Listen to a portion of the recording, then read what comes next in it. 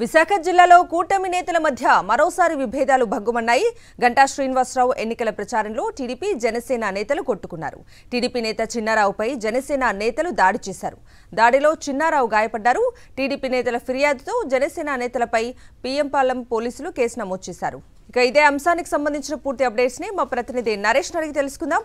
నరేష్, ఆంధ్రప్రదేశ్ ఎన్నికలకు సంబంధించి ముఖ్యంగా కూటమి సభ్యులు బీజేపీ, జనసేన, టీడీపీ కూటమి ఏర్పడి ప్రస్తుత ఎన్నికల్లో పోటీ చేస్తుంది. అందులో భాగంగా భీమిలికి సంబంధించి గంటా శ్రీనివాసరావు కూటమి అభ్యర్థిగా ఉన్నారు. అయితే ఎన్నికల ర్యాలీకి సంబంధించి ప్రచారంలో భాగంగా నిన్న ర్యాలీ నిర్వహించిన సమయంలో కూటమి సభ్యులు ఎప్పటికప్పుడు ఎక్కడికక్కడ చాలా చోట్ల కూడా ఒకరిపై ఒకరు దాడులు చేసుకుంటూ వస్తున్నారు. అందులో భాగంగానే ఇప్పుడు భీమిలి నియోజకవర్గం సంబంధించి గంటా శ్రీనివాసరావు నిన్న ఎన్నికల ప్రచారంలో భాగంగా ఒక ర్యాలీ బైక్ నిర్వహిస్తే ఆ బైక్ ర్యాలీలో టీడీపీ నాయకులు, జనసేన నాయకులు ఒకరిపై ఒకరు కూడా దాడి చేసుకున్నారు. అందులో జనసేన 6వ వార్డు అధ్యక్షుడు సంతోష్ నాయుడు, ఈశ్వరరావు ఇద్దరు కూడా టీడీపీ సంబంధించి చిన్నారావు అనే నాయకుడిపై తీవ్రంగా దాడి చేసి గాయపరిచారు. ఈ ఘటనకు సంబంధించి టీడీపీ నాయకుడు చిన్నారావు పిఎంపాలెం పోలీస్ స్టేషన్ లో ఫిర్యాదు చేశారు. పిఎంపాలెం పోలీసులు చిన్నారావు ఫిర్యాదు మేరకు కేసు నమోదు చేశారు.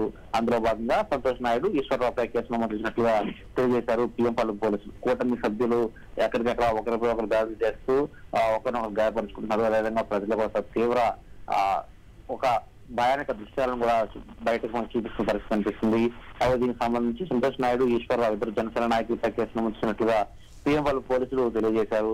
నిన్న జరిగిన ర్యాలీకి సంబంధించి ఏం జరిగిందనే అంశంపై కూడా పూర్తిగా దర్యాప్తు చేస్తున్నారు. అయితే ఒక విధంగా ఒకే పార్టీగా కూటమిగా పడి ఒక నాయకుడిని తీసుకుని ర్యాలీగా తీసుకున్న సమయంలో బైక్ ర్యాలీ జరుగుతున్న సమయంలో ఈ ఘర్షణ చోటు చేసుకుంది. ముందుగానే ఈ టీడీపీ జనసేన క్యాండిడేట్ సంబంధించి కూడా ఎప్పటికప్పుడు ప్రతి ర్యాలీకి సంబంధించి కావచ్చు, మీటింగ్ కావచ్చు, ఒకరు ఒక దగ్గర ఉంటే మరొకరు ఆ మీటింగ్ కి అటెండ్ అవ్వకుండా డుమ్మా కొడుతున్న పరిస్థితులు ఉన్నాయి.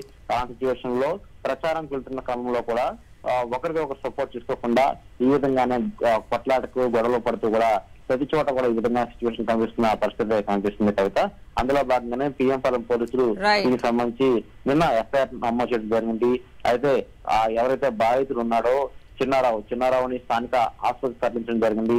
అక్కడ అతనికి ఇంజరీ జరుగుతూ బ్లీడింగ్ కూడా అవ్వడం జరిగింది. రక్తస్రావం అవడంతో వెంటనే స్థానిక ఆసుపత్రికి తరలించగా అక్కడ ప్రాథమిక చికిత్స చేశారు. ఆ తర్వాత ఎమ్మెల్సీ చేసిన తర్వాత ఎఫ్ఐఆర్ నమోదు చేసినట్టుగా పిఎంపాలెం పోలీసులు తెలియజేశారు కవిత.